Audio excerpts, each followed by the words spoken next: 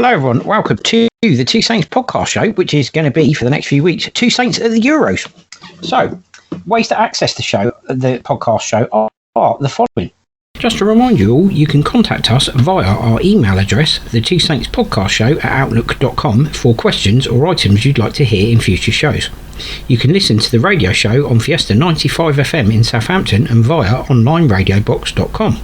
Also, the Two Saints podcast show is now available via Spotify, SoundCloud, Overcast, Acast, Apple Podcasts, Google Podcasts, Deezer, iHeartRadio, Amazon Music and Podbean, or via our Facebook page, The Two Saints Show, and our YouTube channel, The Two Saints Podcast Show. There we go. So while the Euros are on, Two Saints will review every game in which the players from our clubs are involved, namely Scotland, Denmark, Poland, and of course England for obvious reasons, along with regular features like Saints Club news, other football news, Saints transfer gossip and Saints in the press, as well as the usual other great features. And next week we take a comprehensive look at Saints fixtures for the coming 2021 season. So coming up in the first half of the show, we have reviews of Denmark 0, Finland 1, England 1, Croatia 0, Scotland 0, Czech Republic 2, and Poland 1, Slovakia 2. But before we do that, I'm just going to introduce my co-host, Mark H. How you doing, Mark? Yeah, fine, mate. I thought you forgot about me there for a minute, but not so. How can I do that? I mean, yeah, I'm doing well, mate. Bit of a weird week. Enjoyable in terms of being able to watch lots of football, and that will continue for a few weeks at least. Absolutely. And slightly buoyed by the news that Wesley's left. So, well, we're not. I know we're not covering it this week. We're covering next week, but that was a bit of a feather in the cap this week. Yes, for anybody who doesn't know, Wesley Hoot has departed Southampton Football Club. Yeah, I just hope that all the listeners are looking after each other, and what needs to be done and stuff like that. But more importantly, I hope they enjoy the show. Definitely. So we've got the Two Saints at the Euros review of Denmark 0, Finland 1 coming up next. So we're just going to take a very short break, and we'll be back to do that next.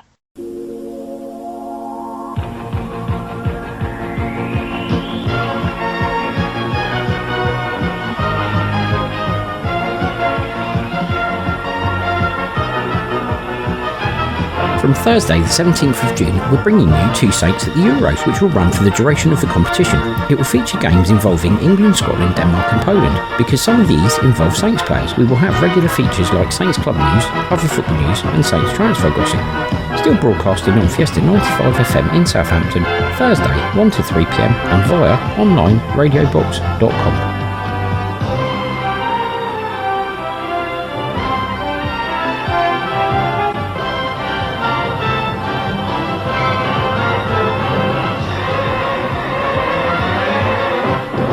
Right, so welcome back, everybody. So Denmark 0, Finland 1, and Denmark going down to a Jol for Jampalo goal for Finland from a Jere Uranen cross. And Denmark going down 0-1. Not really surprised given the circumstances. I think the match was probably the least bad choice they could have faced. Southampton Football Club have wished Christian Eriksen well following what happened to him during the game. And Finland winning their first game at a major finals. So, it's a difficult one. I mean, I thought they started quite well, the Danes, Mark. They didn't really get in the game and weren't really in the game after what happened to Christian Eriksen, but we'll get to the game first, obviously. Yeah, I mean, I'll cover it. Started fairly well. Yeah, we'll cover Christian Eriksen in a minute. I mean, I would probably say that Denmark did start fairly well. I mean, one of the weaknesses I thought of the Danish game was that, Martin Braithwaite was getting a lot of crosses into the box, and they were kind of aimless. I mean, they weren't actually going to anybody. Probably from a Saints point of view, it was good to see that Vestergaard came on the pitch after about 60 minutes, and he did actually get forward quite a bit. I wasn't sure whether he was actually playing in the centre of defence, to be honest with you.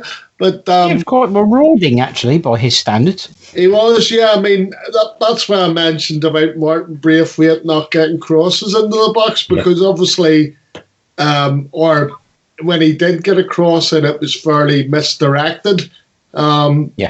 Vestergaard actually came on the pitch, marauded forward, and got into the 18-yard box and pulled back a decent cross. Unfortunately for him, there was nobody really on the end of it.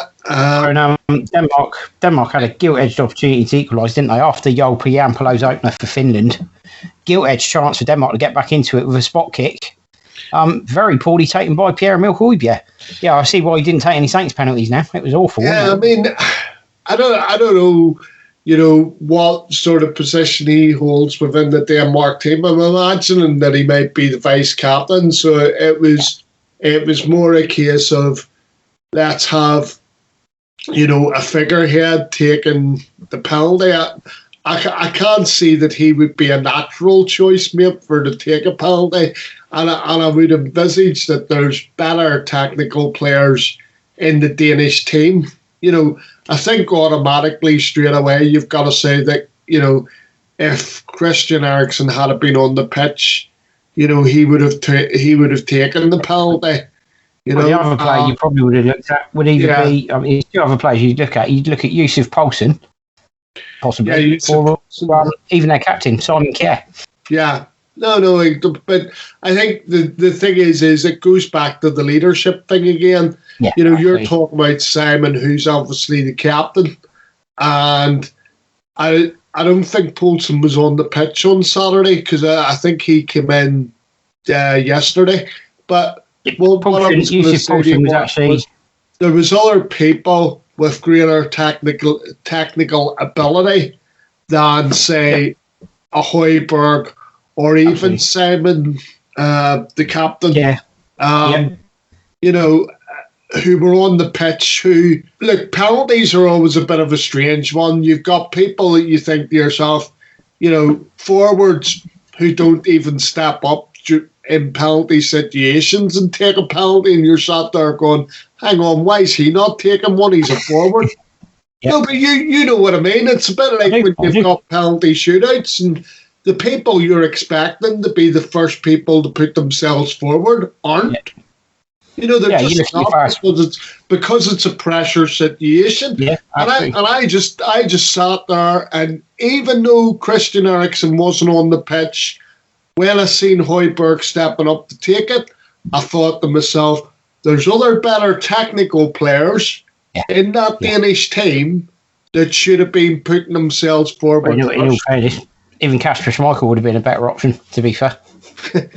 Yep, no, that's very true, mate. Very true. The other thing is like, I think it's important to note as well that we did have a winner out of the game on Saturday because obviously Tim Spav, who came through the ranks as a trainee at Southampton and definitely came through the academy as it was at the time. He obviously played for the Finns. So it was kind of a double-edged sword if you were sat there watching it as a Saints supporter, and I may be wrong, everybody, but I seem to remember, I think Tim Spav was part of the team that played against Southampton, a team by the name of FC Midtjylland. And I seem to remember Tim Spav played for them, Mark. Yeah, he did. He did, mate. And Tim was part of the team that obviously finished runners-up in the FA Youth Cup. Yep. Along with, I think it was Nathan Dyer, and I think Theo Walcott was involved as well. Yep. But, as I'm saying, you're right to say that. He did play for Midtjylland. He's playing in Greece now. He plays in Greece now. So, as I say, the circumstances were unfortunate, but I mean, Finland will be highly delighted to get their first win in a major tournament, and that was without. Sorry, that was without Tino Pukki scoring. Yeah, absolutely. Yeah, talisman. He really is a talisman as well. Yeah, do you think it was the right thing to do, continuing the game? I mean, obviously they made that decision after they'd seen Christian Eriksen was awake in hospital, but do you think it was the right decision to finish the game that day, or do you think Denmark were really in the right frame of mind to finish that? I mean, I would have found that very difficult. Let's be honest with the listeners here. I mean, there's no way that having sat and watched the game live and seen what I've seen, I mean, I said to you that when he went over, I actually thought he was dead because I've seen it happen before. I was watching Marc-Vivien Foé play for Cameroon in a game. Yeah. And obviously he keeled over, and there was a shot where, and I suppose Christian Eriksen wasn't as bad, but there was a shot where Marc-Vivien Foé's eyes had gone straight after he keeled over, and you sort of thought, well, they're not bringing him back. Yesterday by complete accident. Actually, I actually saw the footage of Christian Eriksen again yesterday by complete accident. Came across it while watching something else, but when it actually happens, he's going over to receive a throw, and he's jogging over, and he looks okay initially, but as he starts to get nearer to where the person is to do the throw-in, you can see he looks as though he takes a couple of breaths, as if he's quite short of breath, stumbles a little bit, and then falls over as the ball comes to him. So he does start to stumble before he falls over. But, I mean, my initial reaction was he's obviously just exhausted, but then obviously that led to, his heart obviously stopped there and then. And obviously Anthony Taylor, credits Anthony Taylor, the English referee, stopped the game immediately, got the medics straight on. His teammates were all calling him over, all got round him. Their captain, Simon Kjær, first guy on the scene, gave him CPR on the pitch as well, consoled his wife, absolutely led by example, what a captain. And his teammates made 100% that the cameras were as unobtrusive as they could be. And credit to the players. Definitely. I mean, when they were linking arms, I would have hated to be one of the players stood on the inside of that, because obviously it was one on the inside, one on the outside, one on the inside, one on the outside. And I would have hated to be one of the players that was on the inside, because it looked bad enough watching it live without, having to see any sort of what was going on at the time after. Yeah, to be fair, I got a little bit in there, because I get that the host nation were the ones doing the filming. I get that, right? I understand that. But take nothing away from the fact the BBC have the capability to say, we're cutting back to the studio. And I think they should have done, to be fair. I think to stay on the footage as long as they did was just not right. And I did feel for his wife. I felt ever so sorry for his wife. And I just think there are ways of getting around that, and I just don't think people got around it properly. Well, look, I'm not going to make comment on that, Mark, because I think we could open up a can of worms here. But, what I would say is this: is that the Danish players have come out and said that it was the best choice that they could have made of the choices that was given to them. Yeah. All I would say is the rest of the choices must have been pretty inhumane, because it was pretty inhumane of UEFA to ask them to complete the match given what had gone on. Absolutely. And again, it sort of smacks of, not looking after, because the first concern should be the players in that sort of situation. And again, it smacks of, the show's got to go on because there's big sponsors and everything else. It's the Euros, it's UEFA's, premier competition. And for me, it's all wrong. People have got things wrong. I would have had no objection to them turning around and saying, okay, let's, not leave the game, leave the game, and let's play it at another stage before the group stages finish. Yeah, I mean, obviously, the Danes knew that they were going to have to come back in a few days' time anyway to play against Belgium. After Christian Eriksen had received treatment and was escorted from the pitch, was taken from the pitch, obviously sent to hospital. The match resumed at 7:30 British Standard Time, and the final 4 minutes of the first half were played before a 5-minute break for half time. Then they played the second half. But actually, before Eriksen went off, Denmark actually had the better chances, started and were the better team as well. Finland goalkeeper Lucas Hudrecki saved Jonas Wind's 20-yard effort, and also tipped a header from Højbjerg over the crossbar. So it could have been a very different game, couldn't it? Oh yeah, no. I mean, the thing is I think Denmark going into the tournament in this group, Denmark were one of along obviously with Belgium, were the ones that were fancied to qualify for the next phase, and that was because all 3 of Denmark's games are being played in the Copenhagen Stadium. Yeah. Yeah. So they've got home advantage. Absolutely. So I wasn't really necessarily surprised at that, but like I say, the players should never have been faced with that difficult decision to make. It should have been taken out of their hands, and UEFA should have made the decision to suspend the game until later on in the first the first round of group matches. Absolutely right. So so there we go. It ended up Denmark 0, Finland 1. So we move on from there. So there we go. That was Denmark against Finland. So up next we'll have the review of England 1, Croatia 0. So we're just going to take a short break. The Two Saints podcast show will still run over the summer, featuring Saints players at the Euros and regular features such as Saints club news, Saints transfer gossip and other football news. Ways to access the podcast are: just to remind you all, you can contact us via our email address, the Two Saints podcast show at outlook.com, for questions or items you'd like to hear in future shows. You can listen to the radio show on Fiesta 95 FM in Southampton and via onlineradiobox.com. Also, the Two Saints podcast show is now available via Spotify, Cloud, Overcast, Acast, Apple Podcasts, Google Podcasts, Deezer, iHeartRadio, Amazon Music and Podbean, or via our Facebook page, The Two Saints Show, and our YouTube channel, The Two Saints Podcast Show. Right, welcome back everybody. So, moving on now to the Two Saints review of England 1, Croatia 0. Raheem Sterling goal seals opening win for England. So England 1, Croatia 0.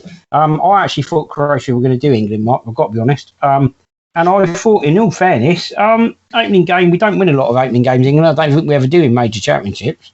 And I thought it was quite a good performance, to be fair. I don't think there was a major cause for concern for most of the afternoon, to be fair. It seemed pretty comfortable in the end. Yeah, I mean, given it's Croatia for me seemed quite blunt in attack, to be fair. I thought it was fairly straightforward win for England, if I'm perfectly honest. I mean, I think the array of attacking players that England have sort of helped to create that, and the fact that Calvin Phillips, who's probably most people's man of the match. When he actually got the ball, I never seen a sideways pass from him. It was always the ball was always going forward, which was good. Was good to see. I mean, personally, my man of the match was funny enough Kieran Trippier, and he didn't actually score too well with the England fans. But one of the things that I took note about was what Tyrone Mings said, because obviously he was sort of let's say it probably wouldn't have been first choice to be playing along with John Stones, but I think it worked well. And he actually mentioned that Kieran Trippier basically talked them through the game. And I actually thought that Kieran Trippier had a really good game. I thought his experience was invaluable. I actually thought that it would have been Kyle Walker on the other side that would have sort of gelled the four together, but it would seem that Kieran Trippier was talking the more inexperienced Tyrone Mings through the game. But yeah, I mean, in all fairness, Luke Shaw and Ben Chilwell might as well stay at home, Mark, to be fair. And it's ironic, because obviously a lot of people have been calling for Luke Shaw to be playing, the left back role, and it's ironic that Gareth took all those right backs, and funny enough, he was able to deploy Kieran Trippier, as a left back. But the other thing that sort of stood out for me is I just want to say this, for me, the goal that Raheem Sterling actually scored, for me it was a great goal because under pressure he'd been tackled. He was being tackled at the same time. Yeah. And he still managed to show enough control and composure to put the ball away. I mean, he took his finish out. A little bit of luck in the fact that keeper did get his hand to it, obviously. and didn't keep it out, but he did get his hand to it. So little element of luck, but you can only take the chances given to you, can't you? And he took it. Yeah, no. And the other thing I would say, you see, I slightly disagree with you. I agree in the sense that it's great that England's got off the winning start, something that they don't, like you said, something that they don't tend to do at major tournaments. You would normally say it's got 0-0 written all over it because neither team wants to lose, in the first game. But for me, the Croatians didn't actually have a striker on the pitch, had a lot of attacking midfielders and no striker. And really, when you look at the Croats, it's an aging team. They don't seem to have a lot of, any sort of young players coming through. Yeah. Luka Modric is 36 years of age. Yeah. And funnily enough, I've got to say, I'm expecting Scotland even to give them a game. I know there's a lot of people that thought, the Czech Republic game would be the easier game for Scotland, but I don't think that's the case. Just going back to England, I mean, the thing is if they go ahead and win, we're recording this on Friday, people, if you didn't know. But, if England go ahead and win this evening, or I even think a draw is good. I think 4 points is good enough, Mark, to get you through. It just depends where. To be fair, I've heard people saying 3 points is enough. Yeah, well, I mean, the thing is all I would say to you was 5 years ago when I was over in France, 3 points was good enough for us to qualify. Yeah. So, but I would say to you that 4 is enough. And the thing is obviously if England win tonight or it's a draw, I still tend to think they're both positive results because you still go into the Czech Republic game, and in all honesty, you probably still end up topping the group, But as I say, it's a promising start, and let's see how deep into the tournament, I should say, England can go. Absolutely. Yep.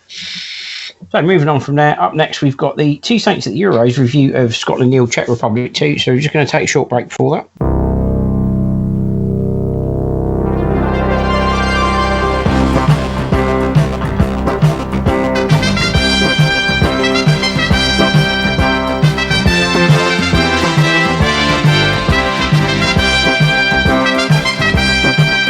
Two Saints at the Euros.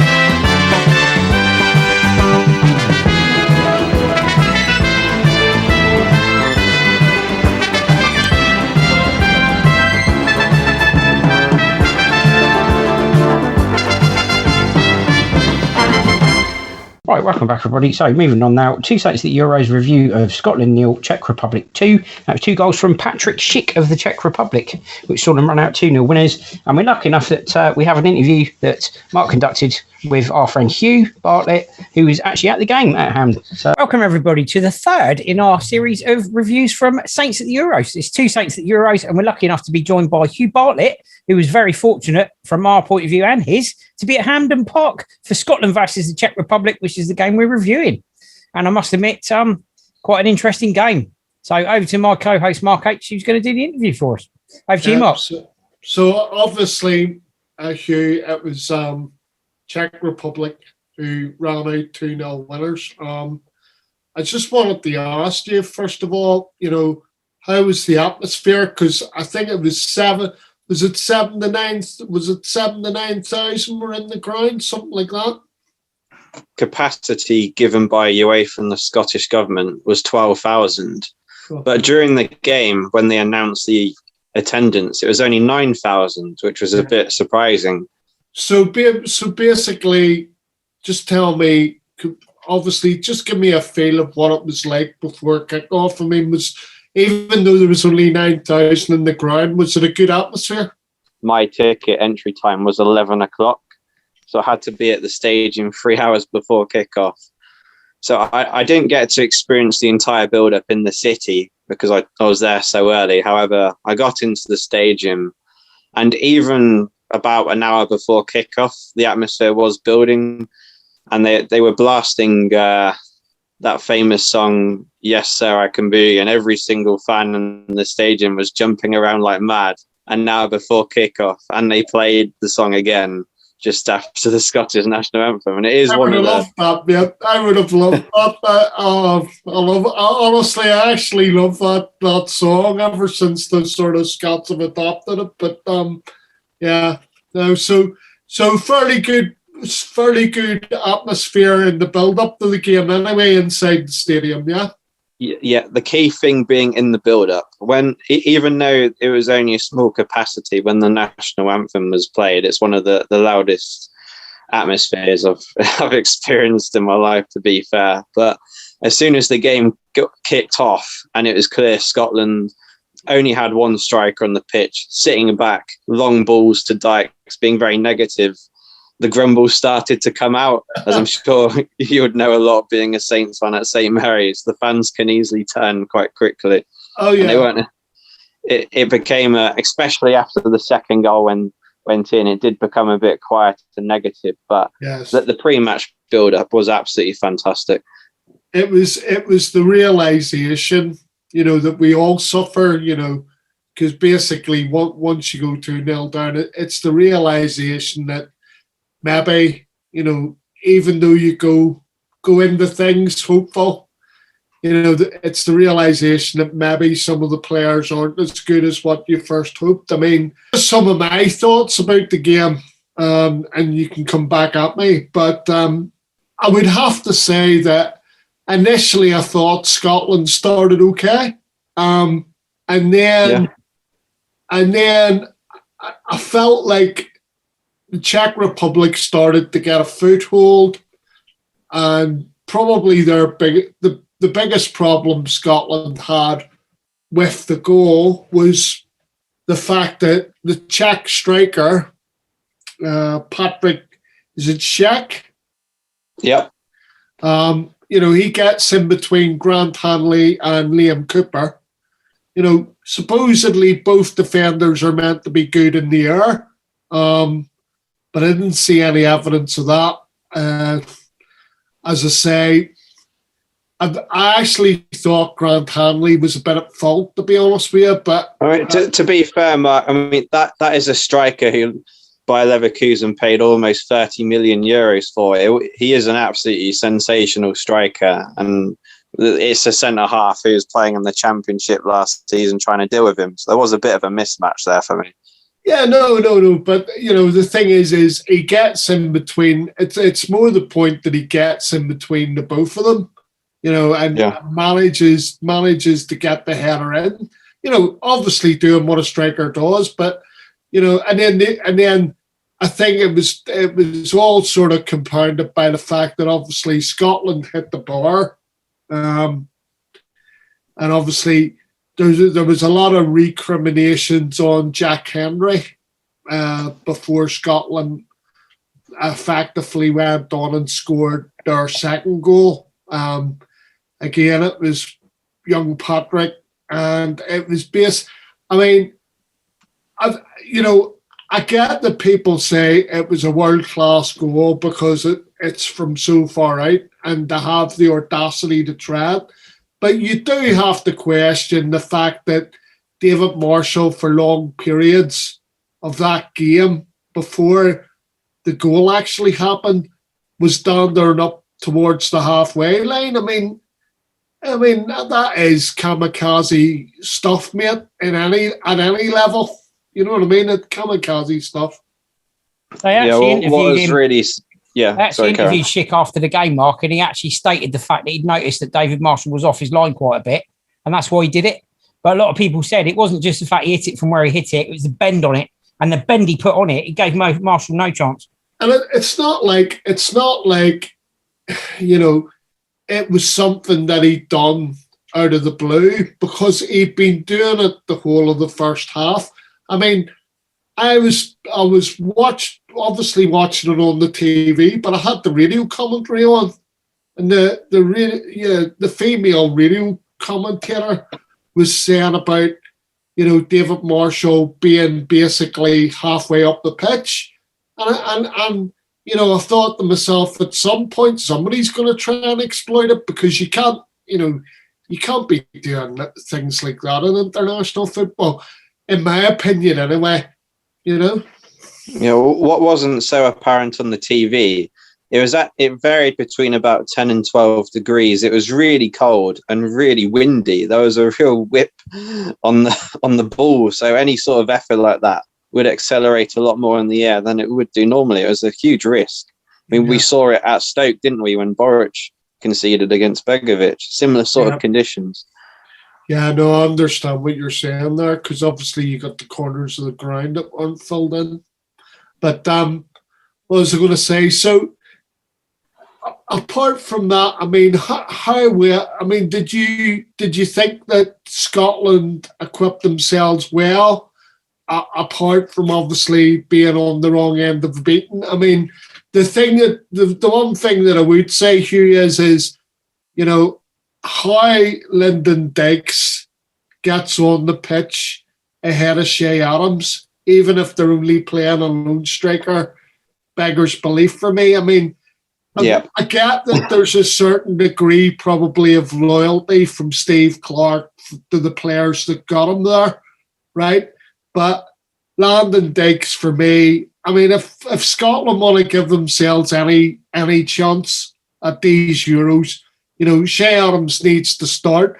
And the other thing that I did notice as well was John McGinn, who, all these so-called football pundits, experts, in relation to the Scottish team, they've all been saying what a key player John McGinn is. And don't get me wrong, I'd probably go along with it. I think he's a key player for Villa, but he simply didn't turn up. I mean, the other thing that upset me a little bit was Ryan Christie was being played up front as the second striker. It made no sense.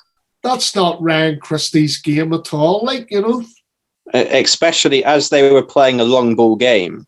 Once Adams came on for Christie, at least he could hold up the ball a bit more, bring other players into it. But complete nonsense, really, playing a player as small as him and whacking the ball long up the pitch the whole game. He was never going to come into it, was he?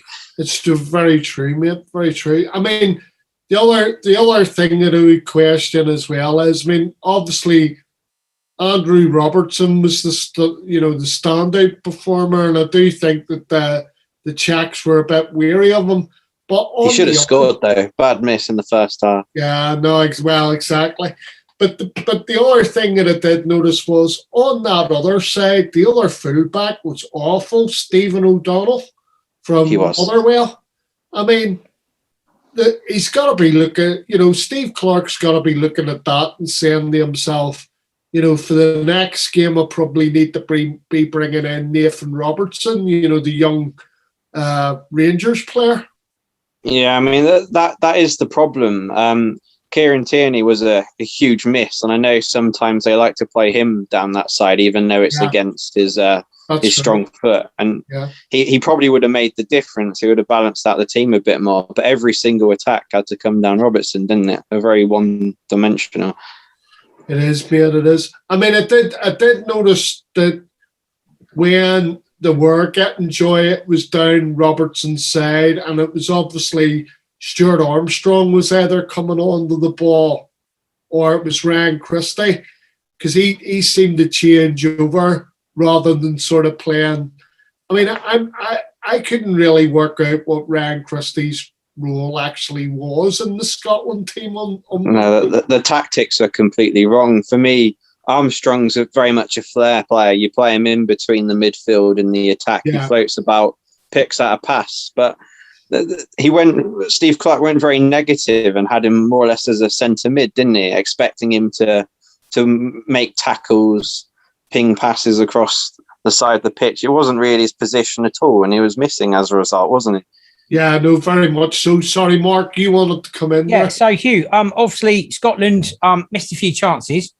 Czech Republic took theirs. Do you think it was more about the finishing? And the reason I'm asking is, Well, from what you saw from Scotland, obviously England are going to be really buoyant after beating Croatia in their opening game. Where do you think the threat's going to come from Scotland? And do you think they're going to be desperately trying to get a result on Friday against England? Or do you think there's enough there that Scotland can pose a threat without having to up their game? Because obviously England will be quite buoyant now, won't they? Yeah. To be fair to Scotland, 19 shots against a Czech Republic side that did beat England in the qualifiers. Yeah. If you offered that to the fans, they would have took that. It is poor finishing that they didn't win the game or even get something out of the game. But they're going to completely modify their approach against England with the best place. I have to ask you another question and put you on the spot a little bit, being a Saints fan. Yeah. Would you take satisfaction in Shea Adams scoring against England? Oh, yeah, of course. I mean, even if England have an embarrassing performance against Scotland and lose, they're going to get through, aren't they? So why not give him a bit of confidence to bring into next season? I love that. And there exactly is why you have it. And why you get resentment from smaller nations. But anyway, thanks very much, Hugh. No, but what I was going to ask you, Hugh, was I'm interested to know, right?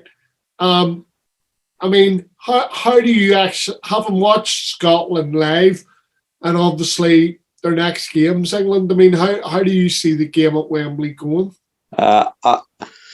Steve Clarke was quite negative in the game against Czech Republic, and I'm expecting him to be negative again. They're going to, 4 points will take them through comfortably. I think he's going to try and get a draw against England and then look to beat Croatia at Hampden if he can and get 4 points. I mean, obviously you're reviewing that game for us, the Scotland-Croatia game. I mean, can you see the Scots beating Croatia? Bearing in mind, and I will point this out, Croatia, when they played England on Sunday, they didn't have a recognised forward on the pitch. It was all attacking midfielders. There was no recognised forward. And that's why I think Scotland will try and nick a 0-0 against England, because England were very blunt against Croatia. And if Croatia was slightly more organised, they probably would have took a draw from that. But a lot of it depends on what Scotland needs going into the game. If they get hammered by England, they're pretty much out of the competition, because a 2-0 defeat is quite damning, really, because it does come down to a single goal as to who the best placed third teams are. And 1-0 would have gave them far more of an opportunity, wouldn't it? So, yeah. Ultimately, I can't see Scotland beating Croatia. I think a point's probably the best they can hope for. I actually, going into the tournament, I actually thought Croatia would probably be their best chance, because that's true. Croatia's an aging team. It's not like we're sat there going, "Oh, the Starlets are out tonight," you know. They've got the experience, though, haven't they? They know how to balance a squad and cope with games going thick and fast. And this is new territory for the whole Scotland team, isn't it? And I do think they'll be a bit fatigued by that point. That's true, mate. Well, look, thanks for joining us this evening. And I look forward to obviously doing the review. Well, Mark and I both look forward to doing the review with you for the Scotland-Croatia game. And I hear you've also got tickets for a semi-final, so we might have to back on even for that. But thanks in the main. So just in closing, what's your prediction for Friday night? I think it'll be 1-0 to England. It'll be quite a tight game. Scotland will definitely be a lot more motivated than they were for the game against the Czech Republic. So it's a 1-0 England. Mark's just indicating that he fancies a 2-1 England. Obviously, he's got Shea Adams to be on the score sheet. I've got a funny feeling myself that it's probably going to be the odd goal, and I've got a feeling for 1-0. I think you don't see Scotland getting out of the group then? Well, unless they get a point against England, it's going to be mathematically impossible for me, unfortunately. I think the odds are heavily stacked against them. I can't see it. But stranger things have happened, haven't they? Well, I'm going for them, obviously, to lose against England, but I am expecting them to beat Croatia, mate. They'll have to beat Croatia comfortably. We're talking about they'll probably need at least a 3-0 margin to be one of the best third place teams, wouldn't they? if they lose the first 2 games. So when was the last time Scotland scored 3 goals, Hugh? Well, they couldn't even manage that against San Marino in the qualifiers, could they, in one of the games? I mean, you say all that, Hugh. 2016, who won the tournament? Portugal. Portugal couldn't win a game in the group.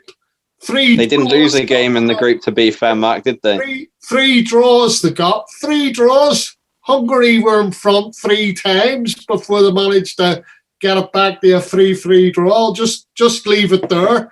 And they didn't actually win their first game in the tournament till they got to the quarter. I think it was the semi-final, not even the quarter-final. But anyway, thank you for joining us. And thanks very much. No problem. My pleasure. Thanks very much, Hugh. Take care, guys. Brilliant to hear from you. We look forward to the next review. And thank you, everybody, for listening in. And as I just said, join us for the next one. Can't wait. 2 Saints at the Euros coming up with your next review. Bye, Hugh. Bye. Right, there we go. I think you'd agree that was a fantastic interview with Hugh. So thanks for doing that, Hugh. Great review, and we really appreciate that. So moving on to the next review. And this review is Poland 1, Slovakia 2. Slovakia beat 10-man Poland in Group E. Poland suffering a sending off, and the player sent off for Poland, Mark, was none other than Krychowiak, sent off for Poland. Petroviak. Yep. Okay. 2 goals for Slovakia. 1 to Szczesny with an own goal in 18 minutes, and Skriniar with win out on the 69th minute, which ended up being 2-1 to Slovakia. So obviously Slovakia beating 10-man Poland. Linetti scored the Poland goal on 46 minutes. Yeah, because I was sat there going, "What's an Italian doing playing for Poland?" But anyway, yeah, I mean, all I would say about this game was like Poland were they were getting to the 18-yard box and nothing was really happening for them. Nothing was coming off. There was no real service in Robert Lewandowski. Yeah, and obviously the game sparked into life once the Slovaks went 1-0 up. Yep. And Poland then obviously, they actually did come into the game. As you said, Linetti scored for them. But then it all went awry again. As you said, the experienced Polish midfielder Petroviak got himself sent off, and you sort of sat there and you're thinking to yourself, now the one thing I couldn't get my head around is this is a very experienced international Polish player. Absolutely. Right? Yep. He got booked fairly early doors, so you know not to be doing anything rash, otherwise you're going to be going off the pitch. Absolutely, yep. But whether it's just in the heat of battle or you forget that you've been booked in the first place, but obviously he went and did exactly the same thing, and you're sort of sitting there thinking you're giving the referee nowhere to go with. Yep. Absolutely. And just talking about referees, by the way, people, I just want to say, because Mark did say this in a previous review of the game, but just to say that the Denmark-Finland game, Anthony Taylor of England had a really, really good game, just to say. Yeah, but anyway, going back to... Yeah, also, Mark, the Slovakia-Poland game actually as well, credit to the referee in that one as well, because there was quite a nasty coming together, if I remember rightly. And he stopped the game for that as well. So, fair play to the referees. They've been taking these injuries quite seriously. Yeah, no, 100%, and so they should. But Petroviak, I mean, at the end of the day, he probably cost Poland getting a point out of the game, if not 3. Because obviously, soon as they lose him, right, it's like we're down to 10 men.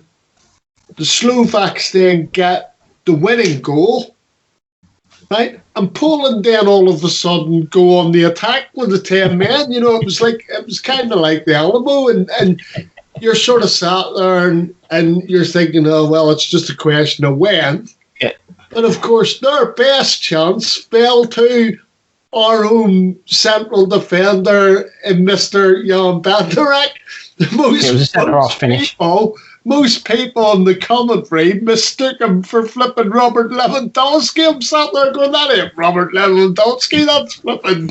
Well, I was going to say, if they did think it was Lewandowski, they certainly weren't disappointed. They certainly would have been disappointed by the finish if they thought it was Lewandowski. It was definitely a centre-half finish, wasn't it? I mean, I wouldn't say it was, obviously the shot went wide, but I wouldn't say it was horribly wide from a defender point of view. But obviously, if it had been Lewandowski, as you say, on the end of it, it would have ended up in the back of the net. But, I mean, the thing is I was left a bit numb by it, Mark. I just sort of sit there and I think to myself, Poland should, and I've said this for the last 3 tournaments, the last 2 tournaments, the World Cup and the previous Euros that they qualified for. They should be doing better with the players that they've got than they're doing. And, 100%. They come to these major tournaments and they always flatter to deceive. And I think the burden probably of expectation on Robert Lewandowski, because he is, one of the premier goal scorers. But the burden of expectation probably on him that he carries for Poland's probably too great, dare I say. And I agree with that. That's one of the reasons why he doesn't tend to turn up. But then also, like I said, it comes down to the service. There's no service whatsoever from Poland. There's a lot of effort and endeavour. And the thing is like, it's kind of like watching It was kind of like watching a Premier League game, because whenever teams go down to 10 men, it's much more difficult, in my opinion, in the Premier League to beat 10 men than it is to beat 11 men. Apparently, Saints even managed to prove this season it's even more difficult to beat 9, Mark. So yeah, I think you've got a good point there. I knew you were going to say that. But anyway, so it was one of those. But I think if you were doing a midterm report, Mark, you would turn around and you would say, Poland can do a lot better. And, for purposes of this show, obviously, we'll be looking at the next 2 performances, but I'm expecting them to be a lot better than what they were against the Slovaks. So, definitely. But I think you have to say full credit to the Slovaks. Again, absolutely. Like the Finns, it's the first major tournament for them, and they've got their first win in the first major tournament. And I would be doing them a disservice if I didn't say that it was richly deserved. It was richly deserved, 100%, and I think that sums up that review brilliantly. I don't need to add anything more to that. So we're just going to take a very short break, but coming up in the second half of the show today, we have Saints Club news and other football news that you may have missed. So we'll be back very shortly.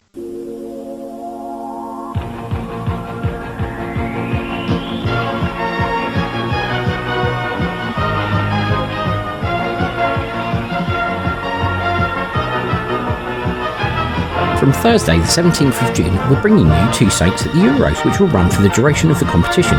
It will feature games involving England, Scotland, Denmark and Poland. Because some of these involve Saints players, we will have regular features like Saints Club news, other football news and Saints transfer gossip. Still broadcasting on Fiesta 95 FM in Southampton, Thursday 1 to 3 PM and via online radiobox.com.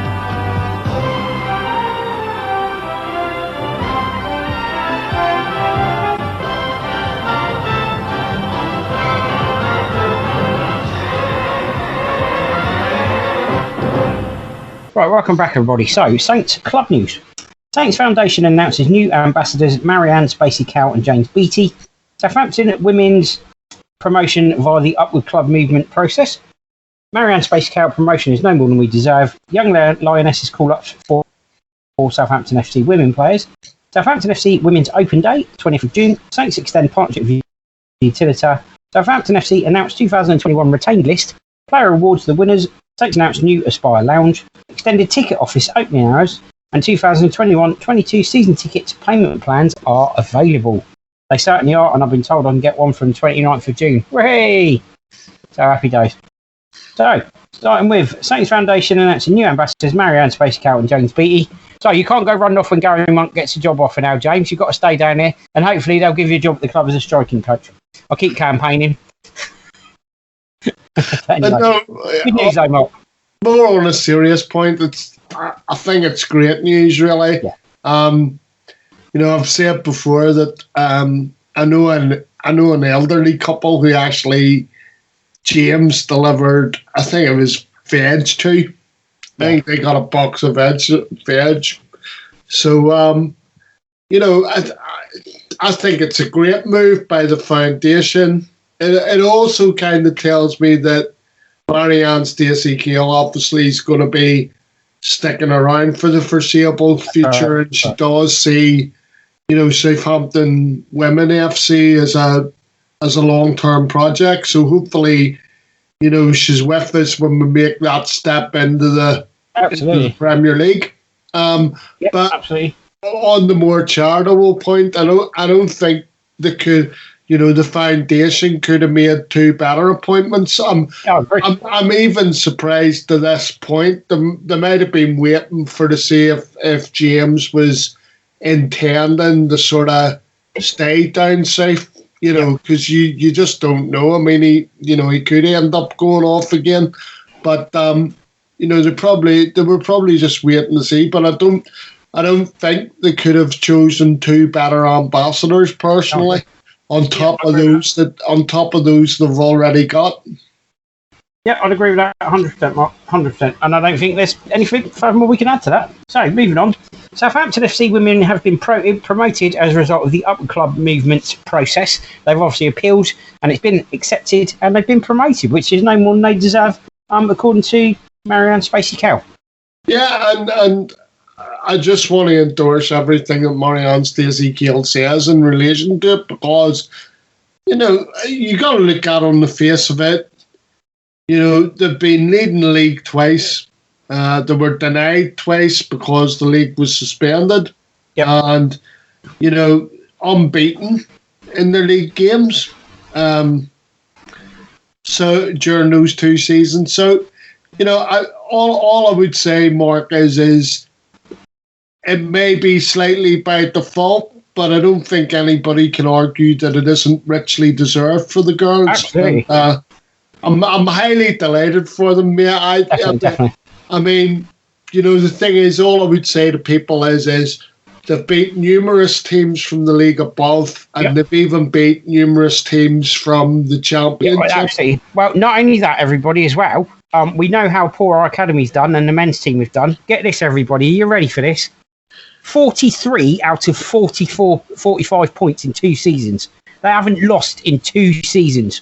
Okay, Put that in perspective. James Ward-Prowse has played every minute of every game for Saints for 2 consecutive seasons. The women's team at the same time have gone 2 entire seasons without losing a game. That is phenomenal. The other thing that's important to point out to people too is, right, I hear a lot whenever it comes to them about, the standard of opposition, things like that there. First of all, I would say you can only beat what's put in front of you. Absolutely and right. second of all, and it's very important to remember this, all the girls are not full-time. A lot of them have full-time jobs, and I know more about that than most, because obviously, the national team that I follow of women, they've all got full-time jobs. It's not, they're not being paid to be full-time women footballers. That's right. That's what I'm saying. Yeah, I must apologise to everybody. If you hear any noise in the background and it reminds you of being at St Mary's before the games kick off and you hear the fans going in the stadium, it's because I've got the fan going. It's very hot in here today. And I know Mark's struggling with the heat as well. So if you hear that in the background, I do apologise, everybody, but it is what it is. We are recording a pod in the middle of summer. So, you've got to bear with us on that one, I'm afraid. But yeah, regards to success of the Southampton women, Mark, I think there's 4 players that are very key as well. 2 of them have just got an England call up to an England women's under-19s camp in June in Millie Mott and Lucia Kendall. Lucia Kendall, the midfielder, and Millie Mott, the left back. I think she's left back. Marauding left back as well, as Mark will tell you, everybody. Yeah, Marauding. And also in Ella Pusey and Rachel Pantin, they've got one girl who's been scoring goals for fun in Ella Pusey. and another who scores absolute crackers in Rachel Panton. So they've got 4 100%. players there who are part of the reason they're so successful, aren't they? Millie Mott's a fantastic marauding left back, as Mark says. Lucy Kendall's done fantastic well in midfield, but Ella Pusey and Rachel Panton have been the standouts this season, haven't they? Definitely. Yeah, no, 100%, mate. And you know, as you're saying, you know, it's great to see that Millie Mott and Lucy have both been called up, you know, to the England squad. I think it's the under 19s, is it? Under 19s, that's right. Yeah. Under 19s. Yeah. So, you know, and I think it's some sort of training camp, and I think it takes place. I think it takes place this weekend, so they'll already be there. And I'm sure both girls, you know, I'm sure Lucy Kendall and I'm sure Millie Mott will both impress. Absolutely And Absolutely right. you know, I mean, I just think it's amazing, Mark, because like I said, you know, they're getting England recognition at that age, and yet, and even for the girls that are getting, you know, I've seen that one of the girls is a Welsh international now. She got called up by the Wales squad, right? And you kind of sit there and you think they're playing with players that are full-time women footballers, and ours aren't. You know, yeah, absolutely. And people just need to bear that in mind. Definitely. Yeah, and off the back of that, obviously, the success that those girls have had, if you want to stand a chance of following that pathway and following them to the England setup, why not attend the Southampton FC Women's Open Day if you're a female player? Southampton FC Women are inviting players to attend an Open Day on Sunday, the 20th of June, with the opportunity to sign for the first team and newly created RTC Academy ahead of the coming season. You're encouraged to complete a form on the Southampton FC website under this article if you're interested and would like to apply for the Open Day. So I certainly implore anybody who's got young girls out there who are really passionate about football, you know, want to stand an opportunity of having a trial with the club, certainly get that form completed and get yourselves along to their Open Day on the 20th of June. And who knows, maybe you can follow in Millie Mott and Lucy Kendall's footsteps and Ella Pusey and Rachel Panton's footsteps as well. And who knows, maybe we'll be bringing on the next generation. I've got to say, two years ago, the club did something similar where they had an Open Day, and I had a friend, his daughter went down to try for the women's team. I'm not exactly sure how well she got on. Obviously, probably not that well, but no, it's good to see that they open it up every so often and encourage, you know, local people, you know, local women. Absolutely. Or local girls to get involved, you know, to get involved in the club, because you never know, you might unearth something, mate. You know, that's the beauty of it. Yep. So, talking of unearthing things, or earthing things as they might say, it's quite apt considering it's an energy company. Saints have extended their partnership with Utilita. That was a very good list, by the way. Thank you very much. Yes. So, I know Mark's not overly impressed because Mark went over to Utilita as a customer, being a Saints fan, and he gets absolutely nothing in return. Sort him out. Come on. My energy company sponsors my football team. I'm not seeing any of the benefits personally myself, like, but you know, as long as it's benefiting Southampton Football Club, should I care? You know. That's right. So anyway, moving on to the next story. Southampton Football Club's confirmed the list of players who've been released this summer, and those players are the following: Ryan Bertrand, Jake Hesketh, Josh Sims, David Agbontahoma, Lucas Defize, Pascal Kapuma, Kingsley Lathan, Cameron Ledwidge, James Morris, Thomas O'Connor, and Tommy Scott. The major one that stands out there, Thomas O'Connor, Mark, former under-23s captain. Yeah, I mean, trust me, Mark, I've seen him umpteen times, and he was never going to make the grade at the football club for me. I mean, much that he was a decent youngster, but I just, you know, there was no chance that he was ever going to be involved in the first team squad. Never mind the first team.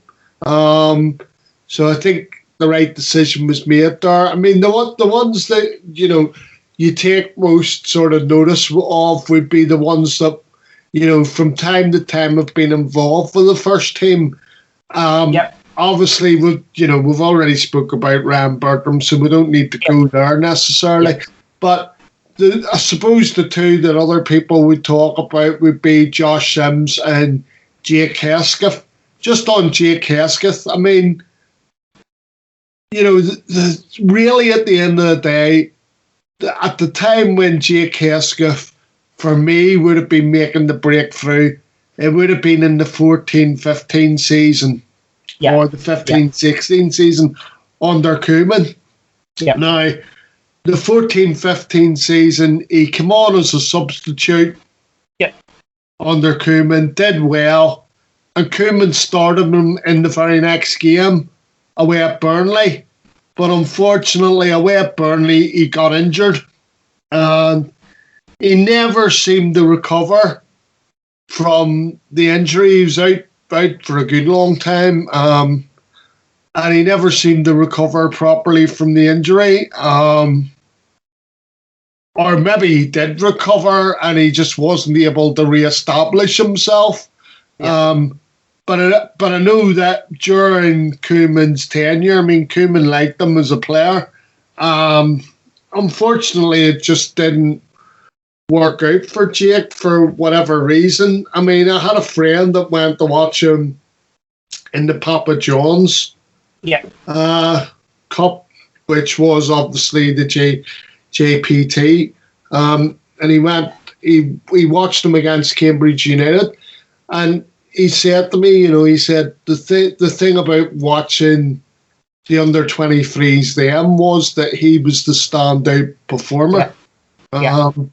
So it's it's sad the way it's ended up for him, and then you come, but I still think it was the right decision, and then you come to Josh Sims, which for me it's a grey area, but I'm willing to accept that Ralph has. I mean, I'm assuming that Ralph has made the decision that he doesn't feel that he's going to be good enough to make the step up. Yeah. I mean, to be fair to Josh's best time was probably under Claude Puel, where he seemed to be starting games, or at least involved in coming off the bench, and if nothing else, Puel was where he made his greatest impact. Yeah. The thing is under everybody else it was stop-start. Ralph used him a couple of times. I mean, I think Josh's kind of last time that he was doing anything for Saints first team was he came on against Spurs, if you remember, at half-time and helped to change the game when we were 1-0 down. And they came back to win 2-1. And then the following week... Sorry. Go on, mate. Sorry. Yeah, I mean, that's the thing throughout his Saints career. Josh Sims, when he has features, has made an impact. Because obviously the other big impact he made was obviously when he came on against Liverpool in the Cup and put that super was there. Pass through for Shane Long to send us to the semis. So, I was there. Still my finest moment as a Saints fan. But so, that's probably, in all fairness, that's probably his finest moment in the Saints shirt for us. So, we'll always have that memory for nothing else. Oh, yeah, no, 100%. And all I would do is I would wish Josh well, but I don't think he's going to have any problem getting fixed up in a Championship side or a League One side. I think I can safely say, everybody, given that it was Shane Long that scored the winning goal that sent us to the semis, and given it was Josh Sims that laid it on, and given that Mark's a Northern Irishman, I'll be probably quite confident in saying that I'm sure Mark shed a tear or two when Shane Long put that goal in. Oh, yeah. Once he realised the enormity of what he'd done. 100%. It was joyous in the first instance, and then it did get a bit tearful at the realisation that we were, going to be going to Wembley. But it was a special evening, that was. Yeah, certainly was. So, thanks for that memory, Josh. If nothing else, we really appreciate that. So, the results are in. And we can now reveal the winners of the 2020-21 Southampton Football Club Player Awards. So for the men, quite a few, but here we go. So for the men in the first team, 2021 Player Award winners were the Virgin Media Fans Player of the Season, James Ward-Prowse. There's a shocker. Players Player of the Season, James Ward-Prowse. Surprise, surprise. Sportsbet.io goal of the season, Danny Ings versus Liverpool. Shocker. Young player of the season, Nathan Teller. Again, what a surprise. President's Choice Award, Stuart Armstrong. Not a massive shock there either. In the Academy, Scholar of the Year, Will Tizard. That's probably a little bit of an eye raiser for a few people. And the women's first team, Virgin Media Fans Player of the Season, Ella Pusey. No surprise there. Player of the Season, Kayla Rendell. No surprise there either. Virgin Media Goal of the Season, Rachel Panting versus Lewis. Absolutely no arguments. Hands down, definitely the winner, without a question. And Southampton away goal of the season, never mind women's goal of the season. Absolutely. Yeah, it should be the overall goal of the season. But anyway, and Southampton Way award Sarah Luce, and the Girls Regional Talent Club Player of the Season Megan Collett. So those were your winners from the 2020-21 Players Season Awards. So well done, everybody. I mean, just on those, Mark. You know, you can't argue with the first two, and no. I understand why Danny Ings got it. You know, because obviously it was Liverpool. And the finish. You know, I still say it that the man can create something out of nothing. You know, and he is always aware of where people are positionally on the pitch and where he is positionally on the pitch in relation to the goal. From a footballing perspective, he can certainly turn water into wine, can't he? Oh, 100%. You know what I mean? You know, yeah. But I like the comparison, by the way. But, all I would say as well, Mark, is that, you know, I was a little bit disappointed because, as you know, Shay Adams' goal at Sheffield United would have got my vote, but just for the technique. But I suppose you can't argue with Danny Ings, really. You know, it was an either or. Nathan Teller, in fairness, Danny Ings, not that surprised. In all fairness, Danny Ings wasn't even looking. Yeah, I'm Nathan Teller, I'm not that surprised. You know, given, I mean, the thing is big things will be expected next season of him, but, you know, the one thing that'll stick in my mind from last season was the way he celebrated when he scored for us, you know, and that's what you want to see in a, you know, I'm not going to say a youngster because he's 22 years of age and he should have made the breakthrough by now, but hopefully he can push on. And, you know, this one was richly deserved on the point that, you know, when we did the season reviews, Mark, everybody touched on it, where they, even though they had voted another way, you know, there was a lot of people that said in hindsight they wish they had voted for Stuart Armstrong. So it was good to see him get the President's Choice Award, which obviously Terry Payne sorts out every year. Will Tizard, not so much of a surprise for me. Ella Pusey, you know, in the women's section, Ella Pusey scoring all the goals. Yep, fair enough. Randell, yep. And as I say, Rachel Panton, well, you know, across the board for me there. You know, you know, Sarah Lucy, and then obviously, you know, the Girls Regional Talent Club Player of the Season Award. I mean, I've got to be honest, I don't know a lot about the last two because obviously, you know, Sarah Lucy was given the Southampton Way Award, which I'm not sure what, you know, that's awarded for. And similarly, obviously, I would have thought that the last award... just expand on that, Mark. Yeah, the last award for Megan Collett, I'm assuming that is through the Satellite Centre, so obviously she's the Girls' Regional Talented Player of the Season. Yeah, so I'm just to expand on the Southampton Way Award. This is actually given to a player who's contributed greatly both on and off the pitch for the team. Okay, fair enough. That's what the Southampton Way Award is. That's good. So yeah, just to give you a little bit more meat on the bones, as you like to say. So moving on from there, Saints announced new Aspire Lounge.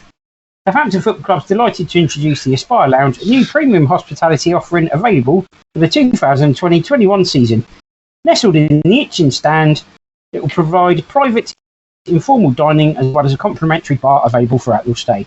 You'll be served from an indulgent bowl menu before each match, showcasing the finest locally sourced ingredients brought directly to your own private table, before soaking up the pre-match atmosphere with a view across the halfway line.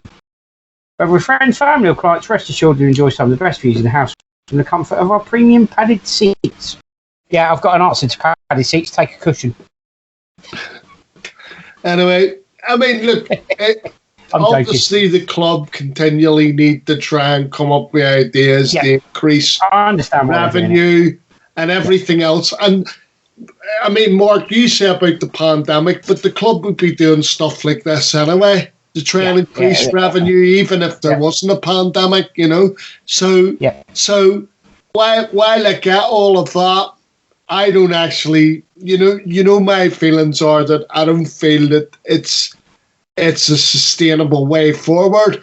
It might work for a couple of seasons and then they have to shelve it again.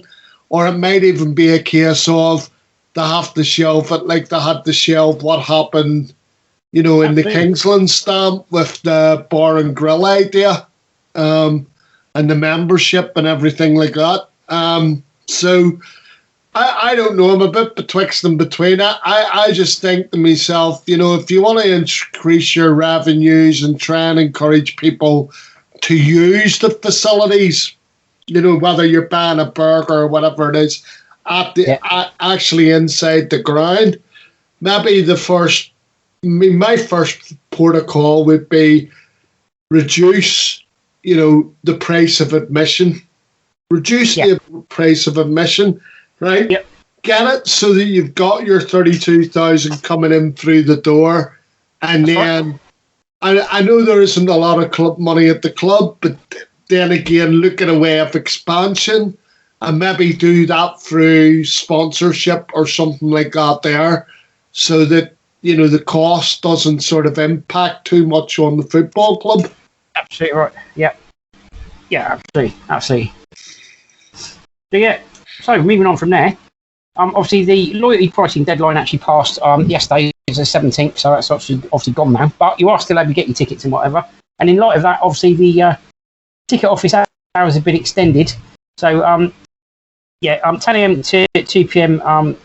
New season tickets possible to be purchased.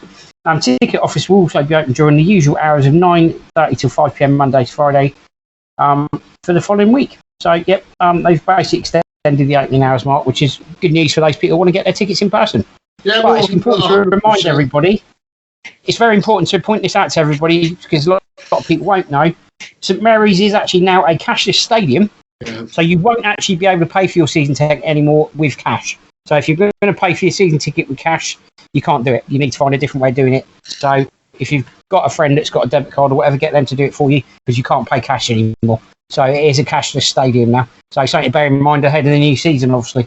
I mean, the thing is, it's good that they've extended the hours, but obviously they want to try and maximise the amount of, season ticket holders to have for next season. Because I'm hearing that there was a little bit of a drop-off in terms of there was loads who asked for a carryover for this season. They didn't actually buy a season ticket, but they got to hold on to their seats. And the idea is obviously that they'll pick up the seat from this season onwards. But obviously, just so as you're aware, the club are only asking for deposits at the moment because obviously they want to gauge the amount of people who are intending on coming.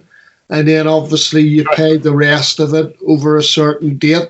But I know that Mark in the next article, and I'm going to keep quiet because he's going to go through it all with you.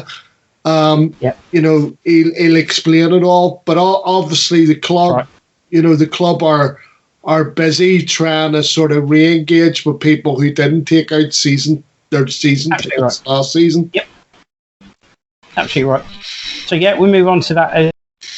We'll move on to that now. So ahead of the 2021-22 season, the club is offering its fans a chance to spread the cost of season tickets across the campaign. Fans will be given the option of spreading payments across either a 3-month or 7-month period with no added interest and no credit checks required. Supporters can secure their seats by paying a deposit stay, with prices for general admission adult season tickets starting at just $3.99 across to £21 per game. See full details of how fans can renew their season ticket below, and these are 2020-21 season ticket holders pay a deposit of £100 or £19 by the 17th of June to secure existing seat and overall pay a loyalty price. How you can pay by card or credits, online, phone or in person. Then June the 29th to July 15th, pay the remaining balance via cards, credits, 3-month or 7-month instalment plan. No fee, no credit check. Again, online, phone or Windows. 2020-21 season ticket holders pay your deposit by the 17th of June again, secure existing seat and overall pay loyalty price. Then on June the 18th, 19th, contact to relocate to any available seats, should you obviously decide you're moving. 1920 season ticket holders pay your deposit, select seat and pay deposit now to overall pay the loyalty price.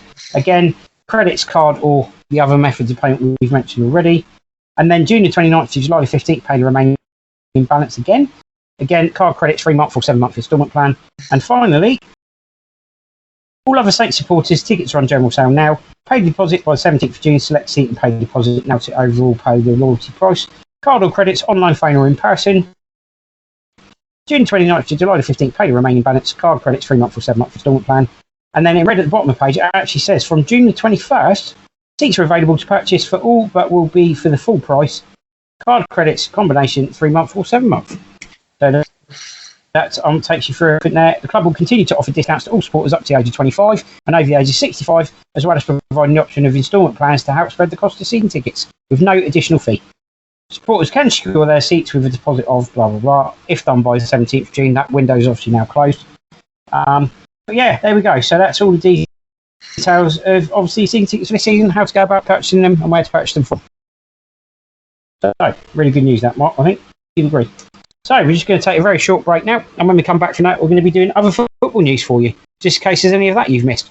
The Two Saints podcast show will still run over the summer, featuring Saints players at the Euros, and regular features such as Saints club news, Saints transfer gossip, and other football news.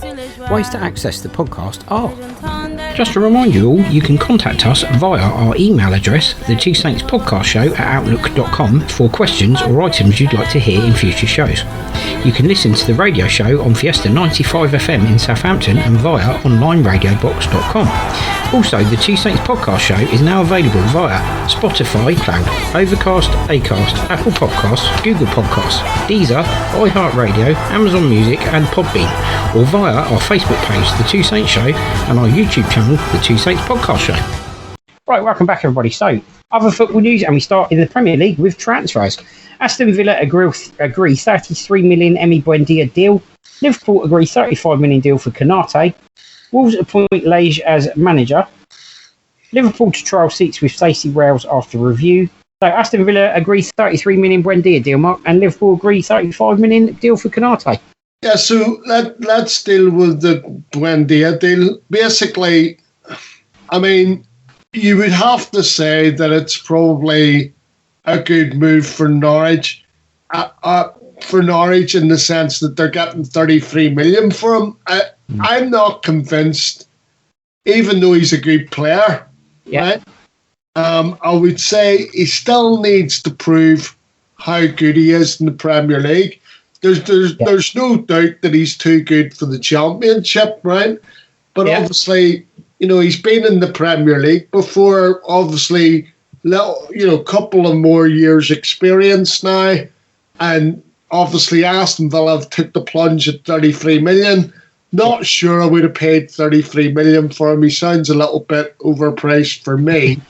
Probably 30 million would have been, you know, or somewhere between 25 and 30 million would have been closer to the mark that I would have been prepared to pay. But yeah, I mean, look, on the face of it, it's good money for Norwich. It's probably a good move from Aston Villa's point of view. And of course, the fallout for all Saints fans would be, you know, with him moving to Aston Villa, will this now trigger, you know, Jack Grealish moving anywhere in the summer, right? And then the rumours about, you know, JWP and Aston Villa. You know, all I'm doing, Mark, is asking the question. You know, obviously I don't want to see it myself, but, you know, you have to ask yourself, part of me sort of hopes that Jack Grealish has a horrible Euros. Yeah, I agree with you. You know, and you know, I don't want that necessarily the impact on, you know, Franklin. But I've got to be honest with you, I don't see Jack Grealish leaving Aston Villa at the moment. I don't see it. Genuinely don't see it. The worry for Saints is, like, if Norwich are getting £33 million, surely they're going to spend some of that money, and there is a worry that in terms of the transfer market, we get left behind by the clubs that are even. I'll say this much: we might get left behind by the clubs that are even being promoted. Never mind the clubs that are currently struggling. I'll say this much: the Premier League. No, I agree with you. I'll say this much. Okay, 33 million for Emi Buendia. Okay, I'll say this much: if they want James Ward-Prowse, it's going to cost you over 40 million quid, and I'll tell you why. He's only just signed a new 5-year deal. Okay, you can pay that deal off, and you can pay the going rate. It's over 40 million quid for James Ward-Prowse, so you don't even talk to him. It's as simple as that, and it's got to be well over that. It's at least 50 for me. Yeah, it's not going to even start talking. Yep. But anyway, I'll go on to Kyoto. So basically, at the end of the day, Liverpool were scrambling around looking for, someone to sort of take up the burden of Van Dijk being injured last season. Yeah. Obviously, Joe Gomez had his problems as well, so they were struggling for centre halves. They brought in the lad from Turkey. He didn't turn out to be a success story for Liverpool. He went back to Turkey. Similarly, in the January, they brought in Ben Davies from Preston North End, as a kind of cheap option. I don't really think that worked out, as Liverpool would have wanted. So they've managed to bring in what I believe was probably one of their longer term targets. And I'll be interested. I've got to be honest, mate. I'm going to be really interested to see how Liverpool get on, because now, obviously, Joe Gomez there, you got Van Dijk, and now Kyoto. I am expecting big things next season, especially if Van Dijk comes back fit. Because this lad Kyoto is no slouch. I mean, all right, I admit that it will take a little bit of time for him to adjust to the Premier League, but I do expect him to hit the ground running. Definitely. So, move on to news coming out of Wolves. Bruno Lage has been appointed as their new manager. Lage was previously assistant to Carlos Carvalhal at Sheffield Wednesday and Swansea before joining Benfica, where he won the Spanish title in 2019. The 45-year-old succeeds fellow Portuguese Nuno Espirito Santo, who left Wolves at the end of the season after 4 years at Molineux. Yeah, so I do remember this lad. This lad actually was in England. He was the number 2 to Caldahau at Sheffield Wednesday and Swansea City. I've got to be honest, mate.